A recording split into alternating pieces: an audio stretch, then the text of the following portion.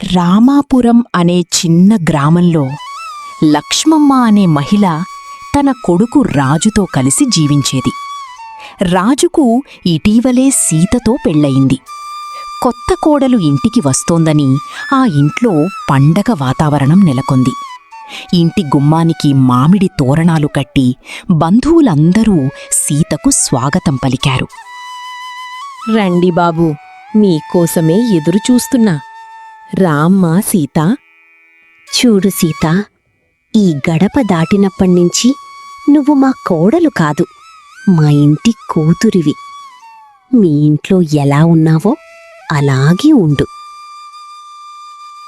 అత్తయ్య, మీ ప్రేమ చూసి నాకు చాలా ధైర్యంగా ఉంది.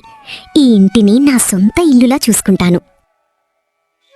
సీత మాటలు విని లక్ష్మమ్మ మనసులో ఆనందం కలిగింది.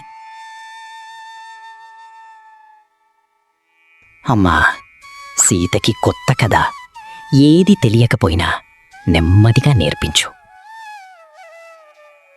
అదేం మాట బాబూ, నెమ్మదిగా అన్నీ నేర్చుకుంటుంది.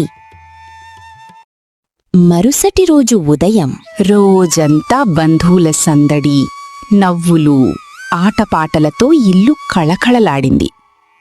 సాయంత్రం అందరూ వెళ్ళిపోయాక లక్ష్మమ్మ, సీత ఇద్దరూ కలిసి ఇంటిని సర్దుకోవడం మొదలుపెట్టారు.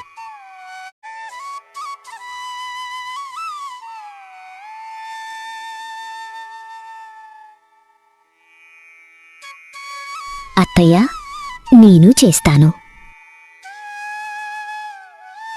అయ్యో, నువ్వు కొత్తగా వచ్చావు, ఇవాళ విశ్రాంతి తీసుకోమ్మా. లేదత్తయ్యా, ఇక నుంచి మీ పని నా పని. సీత మాటలు విని లక్ష్మమ్మ మనసులో ఆనందం కలిగింది.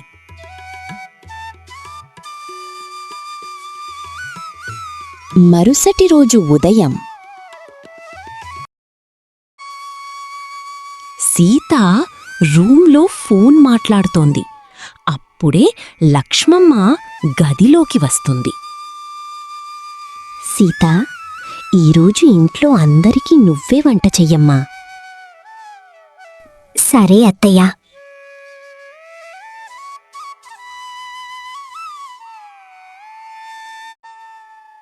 సీత వంటగదిలో వంట చేస్తూ ఉంటుంది. అదే సమయంలో అక్కడికి ఆమె భర్త రాజు వస్తాడు. సీత, వంటలు రెడీగా ఉన్నాయా? అవునండి. సరే.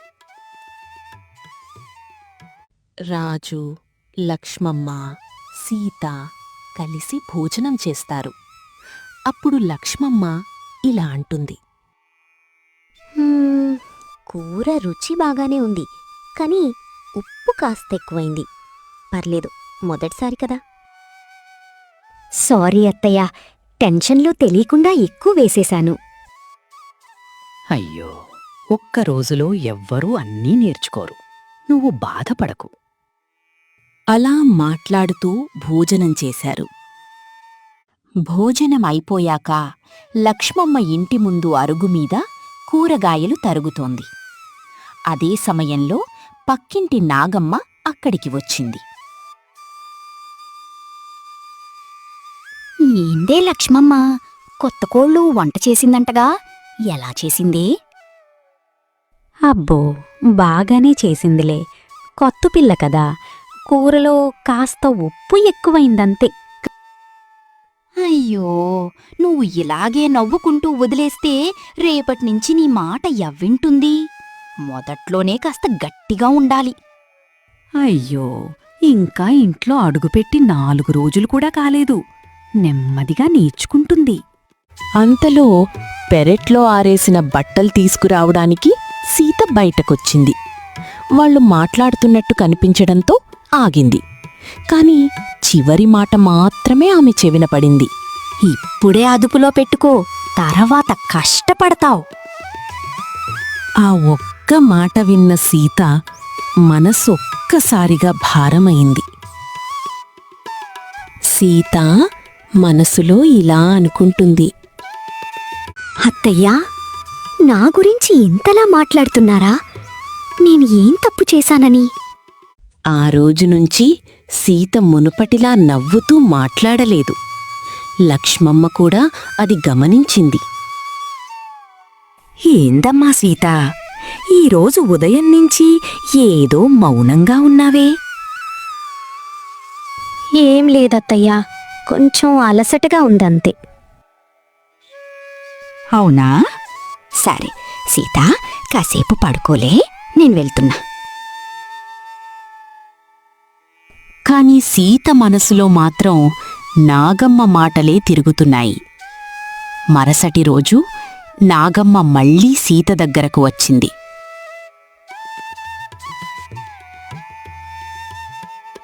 ఏమ్మా సీత, ఎలా ఉన్నావు?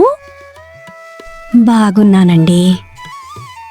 ఒక మాట చెప్తా, తప్పుగా అనుకోకు.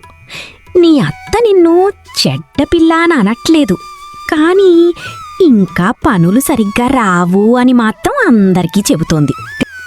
అత్తయ్య అలా అన్నారా? అయ్యో, నేను విన్నది చెప్తున్నా. సరే, నువ్వేమీ అనుకోకు. నాగమ్మ వెళ్ళిపోయింది. కాని ఆమె మాట్లాడిన మాటలు మాత్రం సీత మనసులో గాయం చేశాయి. నాగమ్మ మాటలు విన్న సీత మనసులో బాధపడింది. కాని ఎవ్వరికీ ఏమీ చెప్పలేదు. మరుసటి రోజు ఉదయం లక్ష్మమ్మకు ఒక్కసారిగా జ్వరం వచ్చింది. రాజు పని మీద పక్క ఊరికి వెళ్ళిపోయాడు. అత్తయ్య, మీ ఒళ్ళు బాగా కాలిపోతున్నాయి. రండి, ఇప్పుడే హాస్పిటల్కి వెళ్దాం. వద్దమ్మా, కాసేపటికి తగ్గిపోతుంది. అలా కాదు అత్తయ్య, ఆరోగ్యం ముఖ్యం. సీత ఆటో పిలిపించి అత్తను ఆస్పత్రికి తీసుకెళ్ళింది. డాక్టర్ చూపించి మందులు తీసుకొచ్చింది. రాత్రంతా నిద్రపోకుండా అత్తకు సేవ చేసింది. ఉదయం లక్ష్మమ్మ కళ్ళు తెరిచి చూసేసరికి సీత కుర్చీలో కూర్చునే నిద్రపోయింది. లక్ష్మమ్మ కళ్ళు తెరిచి చూసేసరికి సీత కుర్చీలో కూర్చునే నిద్రపోయింది. సీతా, రాత్రంతా నువ్వు పడుకోలేదా? మీరు బావుంటే చాలత్తయ్యా. ఆ మాట విన్న లక్ష్మమ్మ కళ్ళలో నీళ్లు తిరిగాయి. నాగమ్మ చెప్పిన మాటలు గుర్తొచ్చాయి. కాని ఇప్పుడు తన ముందు కనిపిస్తున్నది కోడలి ప్రేమ మాత్రమే. సీత, నన్ను క్షమించమ్మా. పక్కవాళ్ల మాటలు విని నేను కూడా నిన్ను సరిగా అర్థం చేసుకోలేకపోయాను. అత్తయ్య, మీ మీద నాకు ఎప్పుడూ కోపం లేదు. మీరు నా అమ్మలాంటివారు. అంతలో రాజు కూడా ఆసుపత్రికి వచ్చాడు. అమ్మా, ఇప్పుడెలా ఉంది? నాకిప్పుడు ఏమీ కాలేదురా, కాని ఒక పాఠం నేర్చుకున్నా. మన ఇంటి విషయాలు మనమే మాట్లాడుకుని పరిష్కరించుకోవాలి. పక్కవాళ్ల మాటలు నమ్మకూడదు. అదే నిజమమ్మా. ముగ్గురు నవ్వుకుంటూ ఇంటికి తిరిగొచ్చారు. ఆ రోజునుంచి లక్ష్మమ్మ సీతను కోడలిలా కాదు, కూతురిలా చూసుకుంది. నాగమ్మ కూడా తన తప్పు తెలుసుకుని ఇకపై ఎవ్వరి కుటుంబంలోనూ చాడీలు చెప్పకూడదని నిర్ణయించుకుంది.